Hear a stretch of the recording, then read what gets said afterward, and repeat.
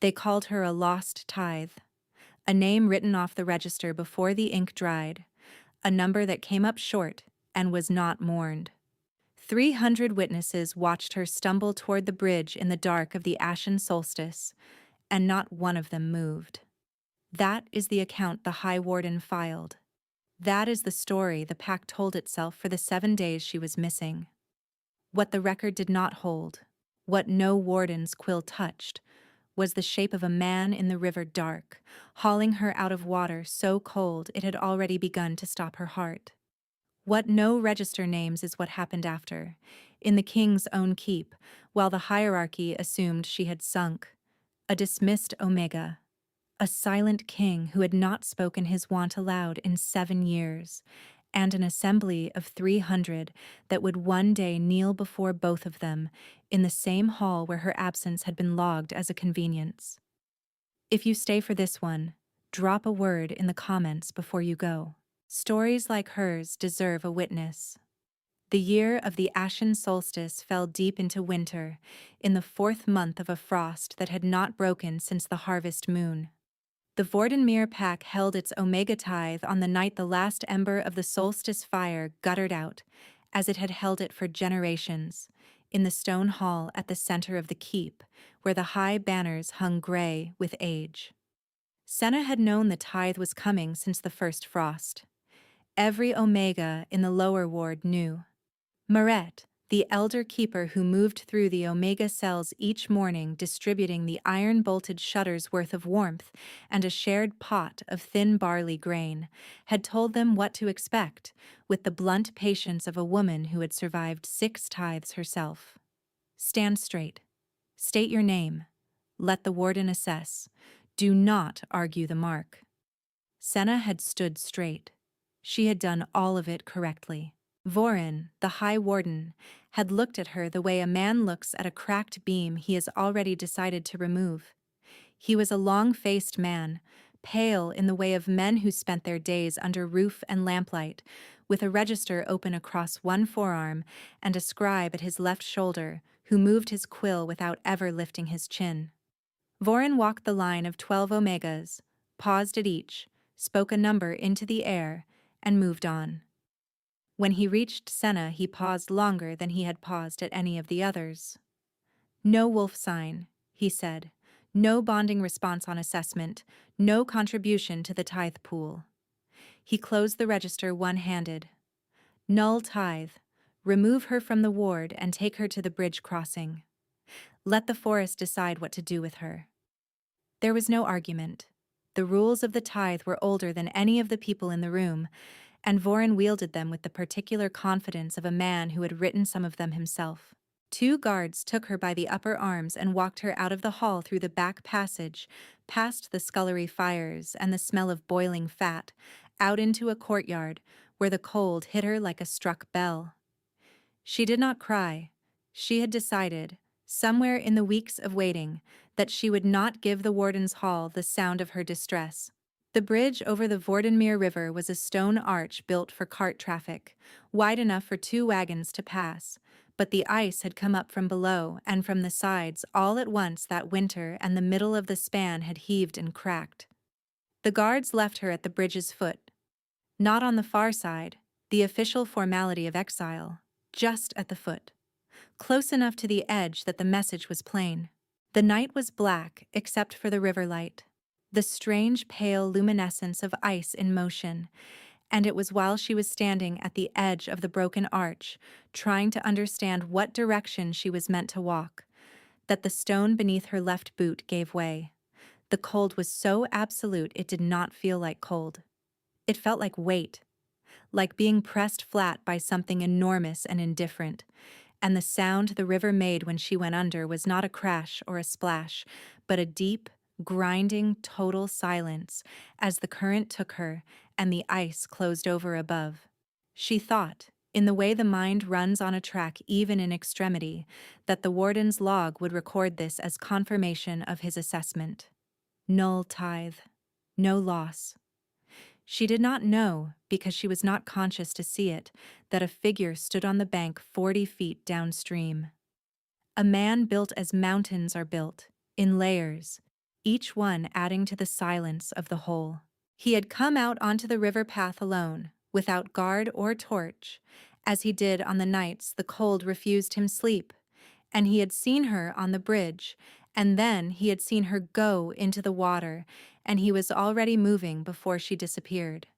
Lucian Stoneheart, king of the Vordenmere and 7 surrounding packs, known across every territory from the northern ridgeline to the coast of the Grey Sea as the Silent Giant, went into the Vordenmere River in his winter coat and pulled her out.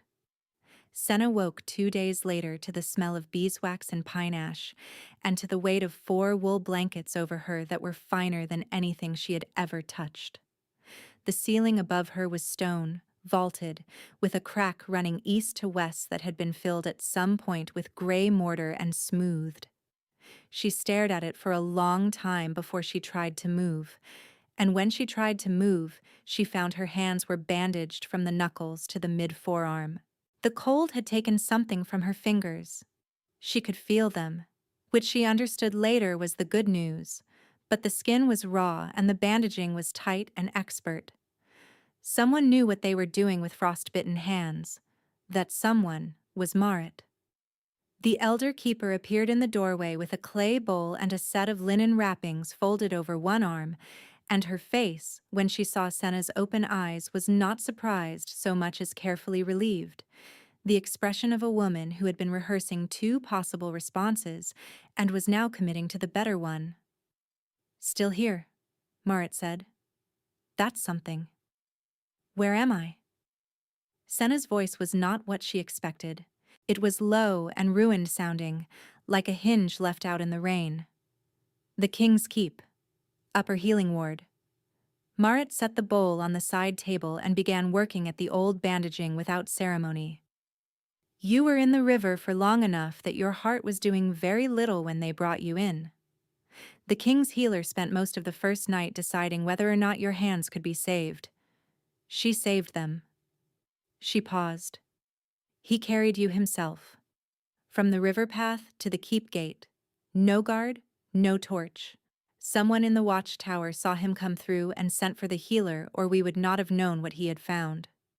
Senna let that settle. The King's Keep. She was trying to map this against anything that made sense, and finding the map would not hold. "He'll return me to the tithe," she said. Marit did not answer immediately. She worked a knot loose from the old linen with 2 fingers and set the stripped bandage aside. The bowl held fresh comfrey paste, thick and green-smelling. "He has not said what he will do," she said finally. "He does not say much, as you may know." Senna had heard the stories, as everyone had. The Silent Giant, the king who managed 6 territories through presence and decree, who had not granted a personal audience in 4 years, who was reported by every wolf who had stood in his throne room to be a man who made the air heavier just by being in it. She had filed him away in the way that low-ward Omegas filed away legends, as real and as distant as weather in another country. The first time she actually saw him was on the 3rd day of her recovery, when she was sitting up and had managed to get her legs over the side of the bed. She was trying to determine whether her feet would hold her weight when the door opened and he came in. He was taller than the rumor. That was the first thing. The door frame required that he angle his head, not by much, but by enough to notice, and he wore no crown and no formal coat, only a dark wool tunic with the sleeves pushed to the elbow and a belt that looked as though it had been the same belt for 20 years. He stopped just inside the door. He looked at her. The room, which had been ordinary and faintly warm, reorganized itself around him the way water reorganizes around a stone dropped into it. Not violently, just inevitably. Senna did not stand. She had been about to, in the trained Omega reflex that Voron's hall had ground into everyone who passed through it. But she stopped herself midway through the motion and simply stayed seated on the edge of the bed, hands in her lap, watching him back. Something moved in his expression. Not much. A slight adjustment around the eyes, a quality she could not name except to note that it was not displeasure. "You're taller than I imagined," she said, because her mouth had always made decisions faster than her better judgment. He was quiet for a moment. Then, gravely, "You are braver than the tithe record suggests." He left before she could answer. Maret, who had been in the corner with fresh linen and had been very still through the entire exchange, waited until the door closed and then looked at Senna with an expression that belonged in a considerably longer conversation than either of them was ready to have. The days that followed had their own strange weight. Maret brought food and medicines twice daily and sat with Senna in the mornings while she ate. And gradually, across those hours, Senna learned the architecture of the place she was in. The upper healing ward occupied the eastern tower of the King's Keep. The window faced the frozen river. The guards posted in the outer corridor were the king's own, not Voron's men, a distinction Maret named carefully and did not elaborate on. The elder keeper had been brought in specifically when the king had identified Senna as an Omega from the tithe.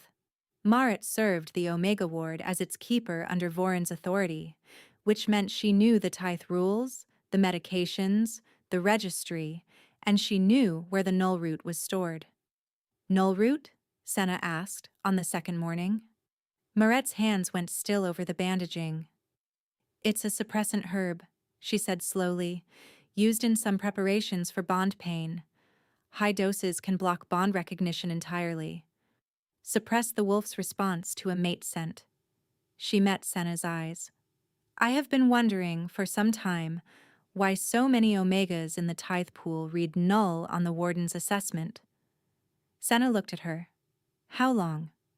"I cannot prove anything yet," Maret said. The hands moved again, rewrapping. 10 years, perhaps, since Voron was made High Warden." Senna sat with that. The tribute water, distributed daily in the lower ward, poured from the same clay jug by the same guard who collected the empty bowls afterward. She had never questioned it. None of them had. It tasted of iron and cold, the way all the keep water tasted. The king came again on the 5th day. He sat in the chair beside the window that no one else had used, in the afternoon light that came through the warped glass in pale broken strips, and he had a sheaf of tithe records across his knee that she recognized by the warden's official seal. He read them without speaking. She watched him read. After a long while, he said, without looking up, "You argued with the assessment." "I told Voron his wax stamp was crooked," she said. "That was what I argued." Something shifted in him that she would have called a laugh if she had been willing to believe it. "The stamp was not the source of the dispute. The stamp was the only thing I could prove was wrong at the time." He looked up then, and the full weight of his attention was a different kind of cold than the river had been. It was not hostile. It was total. As if she were the only object in the room worth the energy of attention. "What else was wrong?" he said, and it was not framed as a question. "The assessment itself," she said. "I have a wolf. I have always had a wolf. She simply doesn't perform on command for men she doesn't respect." The sheaf of records rustled as he set it down. He did not answer. He looked out the window at the frozen river for a long time, and she watched his jaw in profile, the quality of stillness in him that was not absence, but the opposite of it, a man holding a great deal very carefully. Then he stood and left, and the room felt emptier after him in a way that had nothing to do with his physical size. Voron arrived at the keep on the 6th day. Senna knew because Maret came to her early, before the morning food, with the bandaging roll tucked under one arm and a careful expression on a face that was otherwise good at giving nothing away. "The High Warden has submitted a formal reclamation request," she said. "He is in the lower hall with 2 clerks and 4 guards." Senna's hands tightened in her lap. "The king has not yet answered," Maret added. "Which means he will return me," Senna said. "Which means he has not answered," Maret said again, with the patience of a woman who knew the difference. Lucien did not answer Voron's reclamation that day. He did not answer it the next day. Voron's messengers went back and forth through the keep's lower corridor and each time returned without a spoken response, only a seal indicating receipt. The warden's composure, as Maret described it to Senna that evening, had the quality of a man who was not accustomed to waiting and was beginning to recalibrate what waiting meant in this situation. His 4 guards had been told to billet in the outer ward. His clerks had been given access to the records room but not to any clerk of the king's. He was present in the keep but being managed like weather, acknowledged, unthreatened, and thoroughly ignored. Senna should have found this comforting. She did not. The silence from Lucian was a vast thing with no edges she could feel, and every way she turned it in her mind it looked like a man deciding how to return a complication to its proper place without personal investment. He had pulled her from the river because he had been there, and she was drowning. That was the act of a man with a conscience. It did not make her his concern. On the 7th day, she found that she could walk properly. Her feet had healed cleanly, and the bandaging on her hands had come down to just the 2 worst fingers on the left hand, wrapped light. Maret was not there in the afternoon, called to the lower ward for a supply count, and Senna sat alone in the eastern tower room and watched the river through the glass and thought about directions. The exiled path, the one she had been pointed toward at the bridge, ran north along the river and into forest that would be impassable in this cold, without gear she did not have. The keep's main gate opened south. South meant Voron's territory, Voron's guards, the reclamation order waiting to be executed. She was still sitting with this geography when she heard voices in the corridor outside the room. Not Maret. A man's voice, low and dry, speaking quickly, with the rapid articulation of someone conveying information they had rehearsed. She did not recognize the voice. She crossed to the door on her bare feet and put her ear to the gap at the frame. 10 years of the tribute water and not one warden's inquiry. The Omegas read null on assessment because they are null on assessment. Voron simply ensures the result is consistent. When the king asks why no bonds have been recognized from the tithe pool, Voron answers that the tithe pool carries inferior bloodlines, and the council accepts this because it confirms what they already believed about Omegas. A pause, a rustling sound. The root is sourced from the Devon stores. My arrangement with the warden is clean, no trace in the supply records. The second voice was quieter, inaudible to her. The first voice again. The heroine is the first complication. If the king examines her, if he has her assessed by his own healer rather than by Voron's register, the null reading fails. She has a wolf. She would bond. The warden cannot have that reach Lucian Stoneheart's attention in an official capacity. The reclamation order stands, and she goes back to the tithe before she can be properly assessed. Senna stood at the door gap and breathed very carefully. The arrangement with the warden, the null root, the 10 years. Devon, a name she filed and held. She did not push the door open. She stood with her back flat against the cold stone and waited until the voices moved away down the corridor. And then she waited another full minute after that before she moved. Maret returned before dinner. Senna was sitting exactly where she had been left, or close enough, and she told the elder keeper what she had heard with the same flat clarity she had used at the warden's assessment. No embellishment. Just the words and the order they had been said in. Maret set down the clay bowl she was carrying and was quiet for long enough that Senna began to wonder whether she had said something wrong. Devon, Maret said at last. The king's secondary supply administrator. I know the name. She looked at the bowl.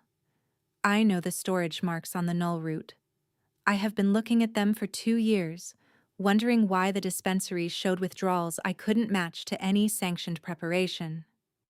She looked up. I can prepare the antidote.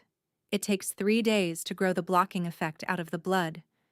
It has to be administered with witness present, or the assessment still reads null. Voron is calling for me to be returned in the morning, Senna said. I know, Maret said. You would need the king to protect both of us for 3 days in order to administer it. Maret picked up the clay bowl again. She carried it to the side table with the deliberateness of a woman who was deciding something large in a space the size of a sentence. He pulled you out of the river, she said. He has not answered Voron's reclamation. He has had you brought up to his own healing ward, and he has been in this room 4 times in 7 days, which is 4 more personal visits than he has made to anyone in the keep in the last 2 years. She set the bowl down. I think he already knows something is wrong. I think we should tell him the rest. Senna did not ask how Maret knew about the visits. She was beginning to understand that Maret knew a great many things she did not say aloud, unless the saying would serve someone she cared about. They sent a message through the corridor guard that evening. Lucian came to the room within the hour. He listened to what Maret named, with the null root and the dispensary records, and Devon's role. And then he listened to what Senna added. The voices in the corridor, the exact wording, the name spoken plainly. He stood through all of it at the window, looking at the frozen river with the sheaf of records held loose at his side.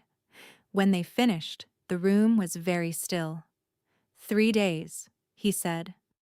To clear the suppression from her blood and do a proper assessment, Maret confirmed. He looked at Senna. She looked back.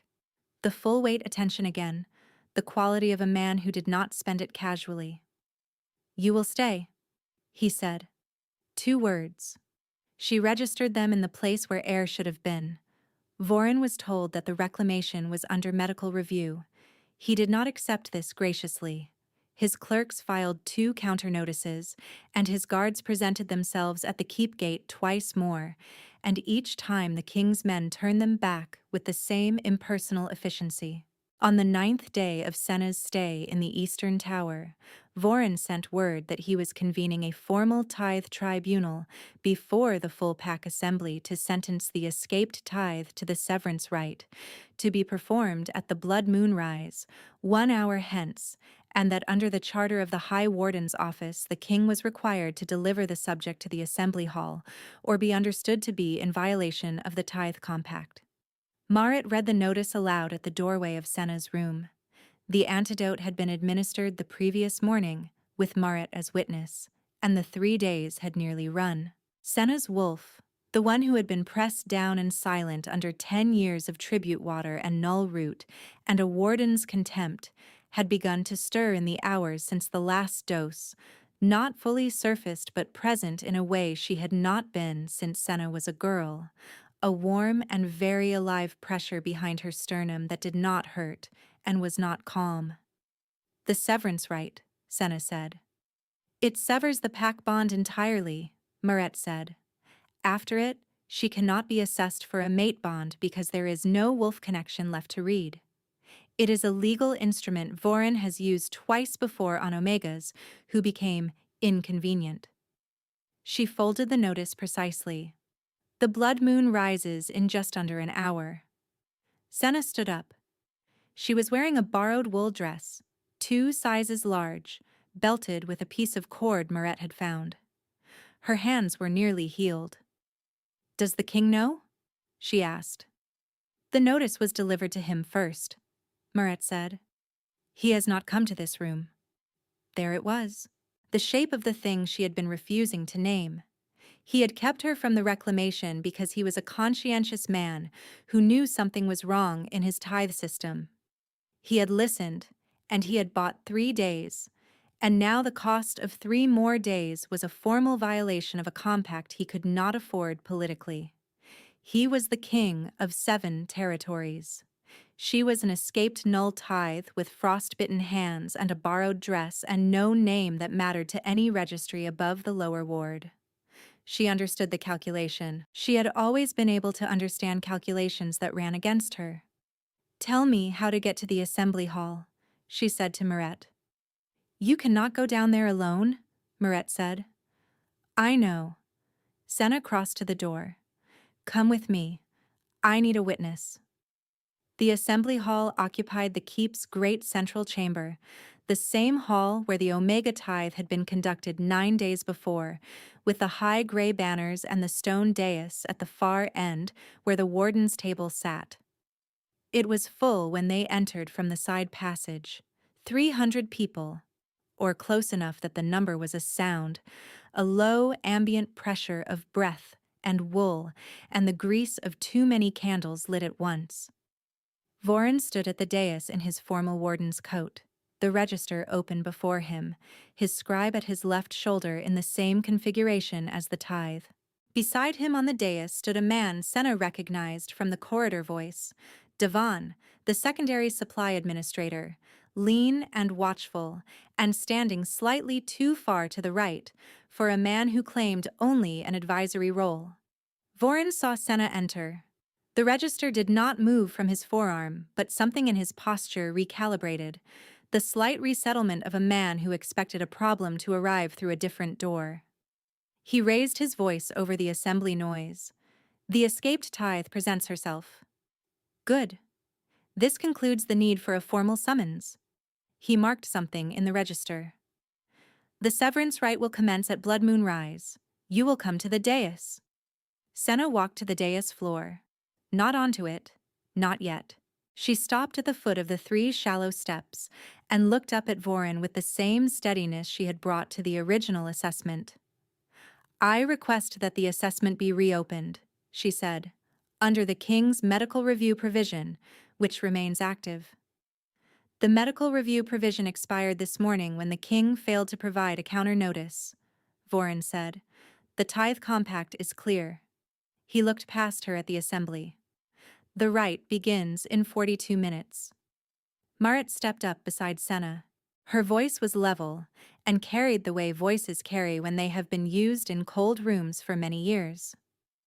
I am requesting that the assembly hear testimony regarding the tithe pool water supply before any rite is conducted.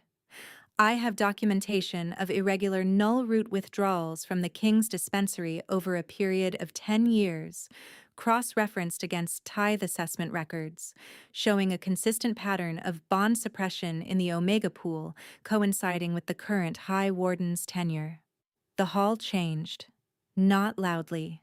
A shift in the quality of the noise, the way a crowd changes when it hears something it was not prepared to hear and does not yet know whether to believe or fear. Voren's expression did not shift at all, which was its own kind of answer. Keeper Marit is not a registered tithe officer and has no standing to submit assembly testimony, he said. Her documentation is inadmissible under Warden's charter. He looked at the guards to his left. Bring the subject to the dais. The guards moved. Senna did not step back. She stood at the foot of the 3 steps, and the guards came up on either side of her, and she looked at the hall, at the 300 faces that had watched her driven toward the bridge 9 days ago, and she did not perform smallness. She had decided that already. Whatever happened on this dais, she would not give them the performance of a woman who believed she was nothing. The side doors opened. The sound they made, iron on stone, was not loud. It was specific. And the assembly heard the specificity because the assembly knew that those doors, the west entry off the King's direct corridor, had not been opened in a formal session in 11 years. Lucian Stoneheart came through them with no guard in front of him and 4 behind, and the candles in the hall did something they should not have done in a room with no wind. They bent. Toward him or away, it was impossible to say, but they moved. He walked the length of the hall with a pace that was not hurried and was not a performance of calm. It was simply the pace of a man who had decided something and was delivering the decision in person.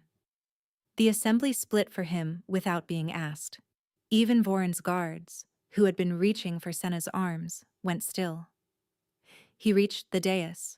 He stopped beside Senna, not in front of her, beside her, and the air between them went charged in a way she had no name for, a warmth that should not have existed in a stone hall in deep winter, that she felt in her bandaged hands and her sternum and the base of her throat, where her wolf had been pressing quietly for 2 days. She understood, in the fraction of a second before it fully opened, that the null root was gone from her blood, and her wolf recognized the scent of the man beside her the way a flame recognizes a draft, not with calculation, but with the whole fact of its nature. The recognition jolt hit her like the river had. Different, entirely different in character, hot where the river had been cold, certain where the river had been obliterating, but with the same totality. Her wolf rose through her sternum and spoke a single word she had not heard her wolf speak in her adult life, a word that was not language, but was absolute, and she gripped the banister at the dais foot with her healing hands and held. Lucian's jaw tightened, the single short clause of what crossed his face in that moment. He had known for days what she was only now learning. "Vorin," he said. His voice in the full assembly hall was not raised. It did not need to be. "Name the source of the null root withdrawn from the Eastern Dispensary over the period of 10 years. The warden's composure held for another 3 seconds. "My lord, I have no knowledge of irregular dispensary withdrawals. The keeper's documentation is inadmissible, and her testimony is contaminated by her personal attachment to the subject." "Devon," Lucian said, not shifting his gaze from Vorin, "name the source." Devon had been standing slightly too far to the right on the dais for a man who claimed only an advisory role, and now he was standing slightly too far to the left, toward the back edge. The lean watchfulness had gone out of him and left something flatter and more desperate underneath. He said nothing. "Marit," Lucian said. The elder keeper came forward. She had the dispensary records folded in her left hand, 4 pages of them with the supply marks she had been cross-referencing for 2 years. She held them out, and the king's nearest guard took them to Lucian, who opened them without looking away from the dais. He held them at his side, facing the assembly. 10 years, he said. 407 omegas assessed as null. The tithe pool reads inferior bloodlines because the bond recognition has been suppressed in every person who drank from the tribute water since Vorin's appointment. He let the pages rest at his side. This woman was driven to the river 9 days ago on the strength of an assessment that was designed to fail her. The hall was absolutely still. "I am the High Warden of this assembly," Vorin said, and his voice had the quality of a man standing on ice he has not yet heard crack. "The tithe charter grants my office assessment authority that supersedes even the king's medical review. Whatever you believe you have found in dispensary records, the right stands on lawful procedure, and I will not accept a challenge to my office on the basis of an inadmissible keeper's documentation."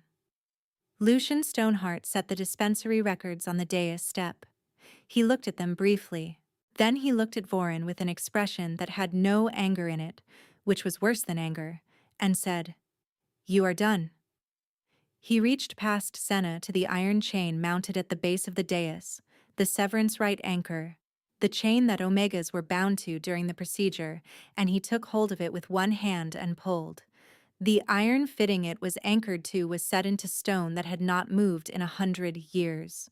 It moved. The chain came out of the wall with a sound like a breaking argument, dust and old mortar following, and 300 people watched it happen, and no one in the hall said a single word. Lucian turned to Maret. "Administer the confirmation now." Maret had it ready. She had had it ready since before they left the Eastern Tower. The confirmation preparation, the final dose of the antidote that would fully surface the wolf's bond recognition and allow a proper assessment, was in a small clay bottle she had carried in her coat pocket, and she uncorked it and held it to Senna's lips with both hands. It tasted of copper and pine sap, and something faintly green that Senna could not name, and she drank it to the bottom. The warmth in her sternum opened. It was not gradual. It was not subtle.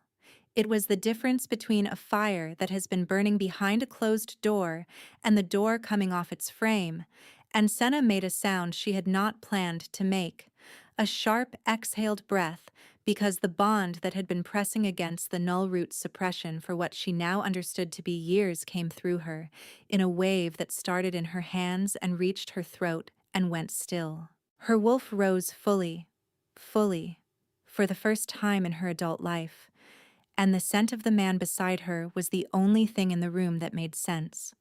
The light came through her skin, not metaphorically. The bond rendered itself as visible light, thin filaments of gold tracing the veins of her hands and forearms, running up past the bandaging and along her collarbone, and she saw Lucian's hands flare with the same light, gold meeting gold, and the assembly saw it. 300 witnesses. Every one of them watching the bond blaze between a null tithe and a silent king in the hall, where her absence had been logged as a convenience, and the light did not go out. Vorin moved first, toward the back of the dais, toward the west door Lucian had come through, and the king's 4 guards were there before he reached it. Devon tried the side passage and found Marette's 2 lower ward witnesses, women she had thought to station there before she came down, blocking the way with the particular solidity of people who have been waiting a long time to block something. He stopped at the sight of them and did not try further. Lucian looked at Vorin across the dais. "You suppressed 407 bond recognitions in this Pax Omega pool," he said. "You drove a bonded Omega to a river in the dark on the strength of an assessment you corrupted yourself. Name a defense." Vorin looked at the assembly. He looked at the guards. He looked at the chain pulled from the wall. He closed the register across his forearm and held it the way a man holds the last thing that tells him who he is. "The tithe system functions," he said. "The pack is stronger for a curated Omega pool. Weak bonds corrupt the line."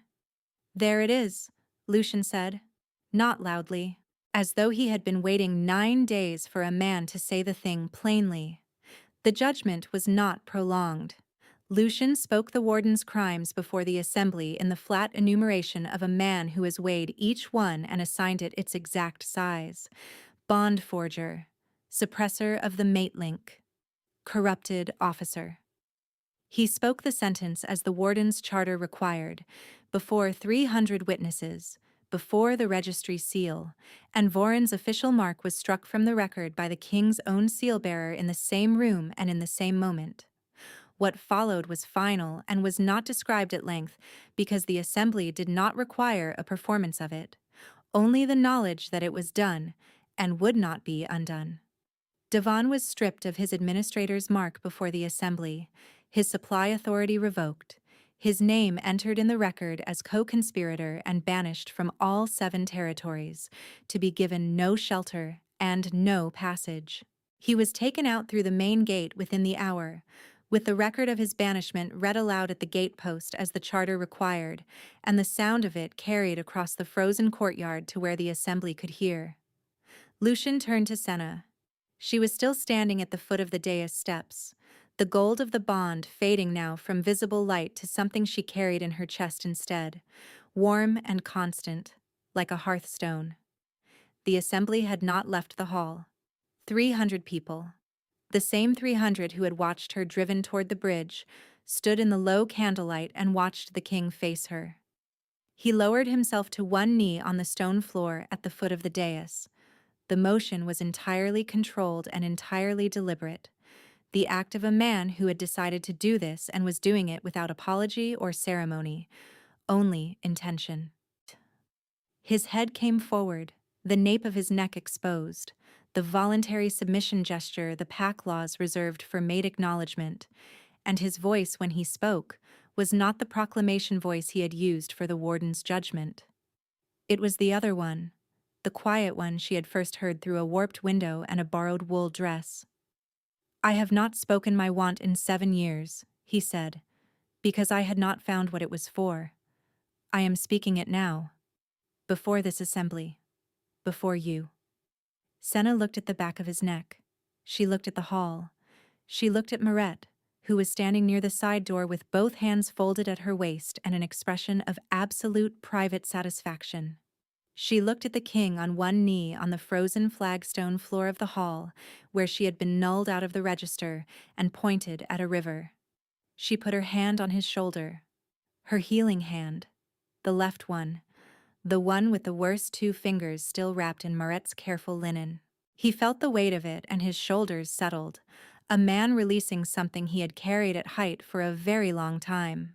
The first person to kneel in the assembly was a guard near the east wall.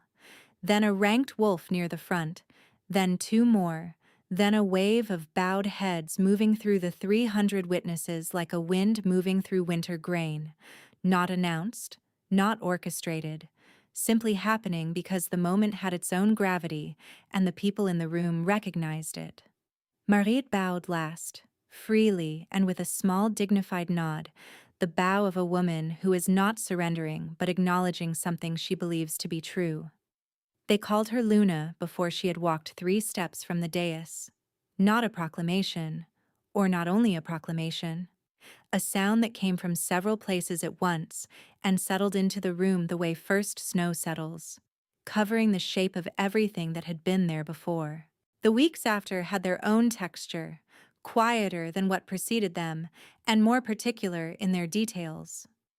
Senna moved from the Eastern Tower's healing room to the Queen's apartments in the keep's south wing, which had been empty for 6 years and smelled of old cedar and winter light and a previous life that had left no objects behind, only the shapes of where objects had been.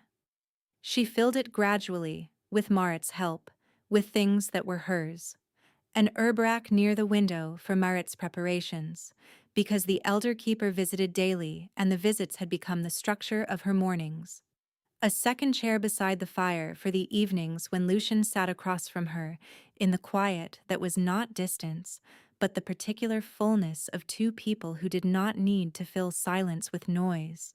The tithe was disbanded, formally, by the king's decree, and the Omega ward was brought under the Queen's direct administrative authority, which meant Maret's administrative authority in practical effect, with resources Voren had been diverting to the null route supply redirected to heat and food and properly fitted winter coats. The 407 Omegas whose assessments had been corrupted were entered into the open registry for voluntary reassessment, and that process moved slowly and with Maret's oversight, which was the only speed Maret found acceptable for it. On the morning of the 40th day, Senna stood at the window of the South Wing apartments and looked down at the Vordenmere River, frozen still below the keep, gleaming in the early light. The cold had not broken yet. It would not break for weeks. Lucien came to stand beside her with 2 cups of the morning grain drink that he had taken to preparing himself on the mornings the kitchen staff came in late, and he set one on the windowsill at her elbow without comment. She picked it up. The warmth of it moved through the healing left hand, through the 2 fingers that were fully recovered now, no bandaging, just the faint trace of pink skin where the worst cold had been. The chain of the tithe was dissolved, formally, by the king's seal. Her name was in the open registry as Luna, not Omega, not Null Tithe. Her name, Senna, in ink that would not be crossed out. She watched the river. He put his hand, open, on the sill beside hers, large and scarred and entirely still. She set her hand in it. The river held its ice and gave back the morning light without comment, as rivers do, and the cold was only cold now, the ordinary kind, the kind that asked nothing of her.